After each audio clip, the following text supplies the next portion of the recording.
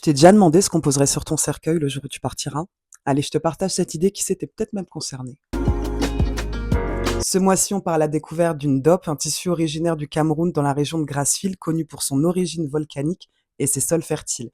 Le Ndop voit le jour au cœur des royaumes Bamileke, Bamoun et même Tikar. Là-bas, chaque fil raconte une histoire, chaque motif un symbole, chaque teinte un rituel. On dit même que le Ndop était un être vivant et qu'il fallait l'habiter pendant plusieurs jours.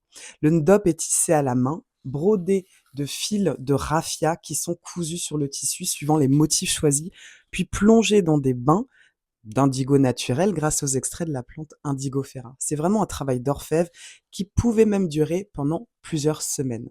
Le bleu symbolise le ciel et le monde invisible, tandis que les motifs blancs pouvaient parler de bien d'autres sujets comme l'araignée pour la clairvoyance, la créativité, le lézard, le caméléon pour la mort ou la renaissance. Et seuls les rois, les dignitaires et les nobles pouvaient porter d'une dope ou être ensevelis dedans. Aujourd'hui, le vrai ndop se fait rare. L'indigo naturel disparaît pour être remplacé par du synthétique.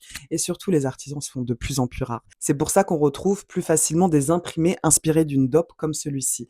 Mais des passionnés comme Liduma, historienne et conservatrice de l'art, ou encore Patrick Sow, styliste camerounais, redonnent vie à ce tissu royal en le portant sur des podiums, mais aussi dans les musées.